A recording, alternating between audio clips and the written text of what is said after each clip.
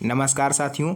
अगर आप भी शादीशुदा हैं तो आज की इस वीडियो को ध्यान से देखिएगा, क्योंकि आज की इस वीडियो में हम आपको बताएंगे ऐसे 10 बड़े फैसले जो कि सुप्रीम कोर्ट के द्वारा दिए गए हैं, जो हर शादीशुदा इंसान को जानना बेहद ज़रूरी है। चाहे आप पति हो, पत्नी हो, किसी के घर की बहू हो, सास हो, ससुर हो, कोई भी आप हो, अगर आप शादीशुदा हो तो ये कानून आपको ना सिर्फ सुरक्षा देंगे बल्कि आपके परिवार को मजबूती भी देंगे। तो वीडियो को पूरा देखिएगा, क्योंकि ये सिर्फ जानकारी नहीं है, ये आपका अधिकार है। तो चलिए बिना समय को वेस्ट करें अपनी इस वीडियो को स्टार्ट करते हैं।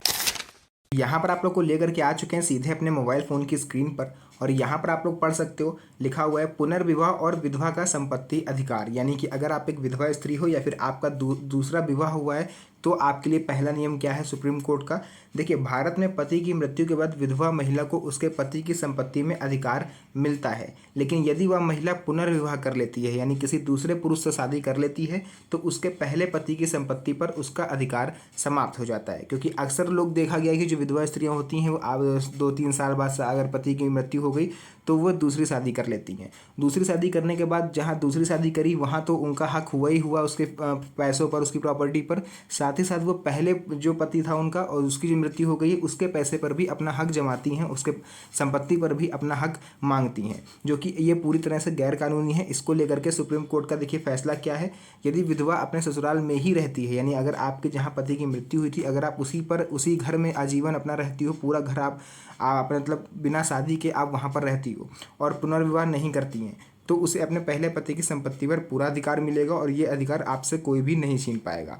लेकिन समाज में देखिए इसका प्रभाव क्या होता है। यह निर्णय उन मामलों को रोकने के लिए है जहां महिला पुनर्विवाह के बाद भी अपने पहले पति की संपत्ति पर दावा करती थीं, जिससे परिवार में विवाद और धोखाधड़ी की स्थिति बनती थी। अक्सर महिलाएं शादी कर लेती थीं पहले पति से अपने, और जैसे ही उसकी मृत्यु हुई तुरंत उन्होंने दूसरी शादी कर ली और दोनों जगह अपना हक जमाने लगती थी। इसी को लेकर के देखिए न्यायिक उद्देश्य क्या है कि इससे संपत्ति विवादों में पारदर्शिता आएगी और कानूनी प्रक्रिया इसमें सरल हो पाएगी, क्योंकि अधिकतर कोर्ट में इसी तरह के फैसले आते हैं। दूसरा यहाँ पर नियम आता है, देखिए पति की आय पर माता पिता का अधिकार। देखिए अक्सर देखा जाता है कि शादी के बाद बेटे अपनी कमाई केवल पत्नी और बच्चों के लिए ही खर्च करते हैं, माता पिता की उपेक्षा करते हैं। कई बेटे तो ऐसे होते हैं जो अपने माता पिता को पत्नी के कहने पर वृद्धाश्रम छोड़ जाते हैं। सुप्रीम कोर्ट का निर्णय इस पर भी आया था कि पति की आय पर माता पिता का भी उतना ही अधिकार है जितना कि पत्नी और बच्चों का, क्योंकि मेन जो सोर्स हैं जो वो माता पिता हैं, उन्हीं ने पाल पोस के इतना बड़ा किया, आपको इस लायक बनाया कि आप कमा के खा सको और दूसरों को खिला सको। तो अगर आप उन्हीं की उपेक्षा करोगे बुढ़ापे में तो वो कहाँ जाएंगे। इसी को लेकर के निर्णय आया था। कानूनी प्रावधान यदि यह है कि यदि बेटा माता पिता की देखभाल नहीं करता है तो माता पिता कोर्ट में जाकर अपने भरण पोषण का अधिकार मांग सकते हैं, और ये सीनियर सिटीजन एक्ट 2007 में भी कहा गया था। सुप्रीम कोर्ट के फैसले पर यह नियम आया था। उसके बाद सामाजिक संदेश ये जाएगा कि यह फैसला पारिवारिक जिम्मेदारी को मजबूती देगा और बुजुर्ग माता पिता की सुरक्षा सुनिश्चित करेगा। इसी के साथ साथ तीसरा इंपॉर्टेंट नियम देखिए क्या है, मानसिक क्रूरता और कैरियर और प्रतिष्ठा को नुकसान। पति पत्नी के रिश्ते में यदि कोई एक दूसरे के करियर या सामाजिक प्रतिष्ठा को नुकसान पहुंचाता है तो इसे मानसिक क्रूरता माना जाएगा। कानूनी व्याख्या के हिसाब से देखिए, यदि पति पत्नी की पढ़ाई या करियर में बाधा डालता है, यानी आप कोई मान लीजिए कोई लड़की है, उसकी शादी हो गई और वो शादी के बाद पढ़ना चाहती है, हालांकि ये बात उसे पहले बतानी चाहिए अगर शादी करने से पहले कि शादी के बाद मुझे अलाउड करेंगे या नहीं करेंगे पढ़ने के लिए, लेकिन अगर वो नहीं बताती है और बाद में आप बोलते हो कि हमें पढ़ना है तो फिर आपको कोई अधिकार नहीं बनता। लेकिन अगर आपने पहले से बताया था, शादी के बाद आपको पति मना कर रहा है पढ़ने से या फिर आपको जॉब करने से, तो पत्नी जो है पति की प्रतिष्ठा खराब करती है तो यह अपराध की श्रेणी में आएगा, यानी कि ये पूरी तरह से अपराध होगा। यही सेम चीज़ पत्नियों के लिए भी है। अगर आपकी शादी के बाद आप अपने हस्बैंड के कैरियर को डिस्ट्रॉय करती हैं या फिर उसकी कोई भी ऐसी चीज़ है, उसकी इज्जत है, उसको आप खराब करती हो तो फिर आप जो है अपराधी माने जाओगे। दंड का प्रावधान है। ऐसे मामलों में पीड़ित पक्ष कोर्ट में केस दर्ज कर सकता है और दोषी को सजा मिल सकती है, हालांकि इसके प्रूफ आपको देना पड़ेगा। दूसरा रहता है महिलाओं के अधिकार। यह फैसला खासकर महिलाओं के लिए महत्वपूर्ण है, क्योंकि कई बार उन्हें पढ़ाई या कैरियर के अवसरों से वंचित कर दिया जाता है। कम उम्र में शादी कर दी जाती है, वे सोचती हैं चलो ससुराल जाके पढ़ेंगे, लेकिन वहाँ पर भी उन्हें उपेक्षा मिलती है।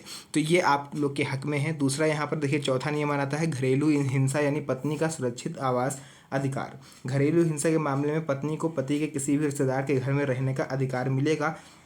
ध्यान दीजिएगा, यहाँ पर बहुत से लोग बोलेंगे कि पति जो पत्नी के बीच में जो मतलब लड़ाई हुई तो वो पत्नी के मतलब जो पत्नी के ससुराल वाले हैं वो जाने, यानी पति के घर वाले। और रिश्तेदारों से इसका क्या मतलब है?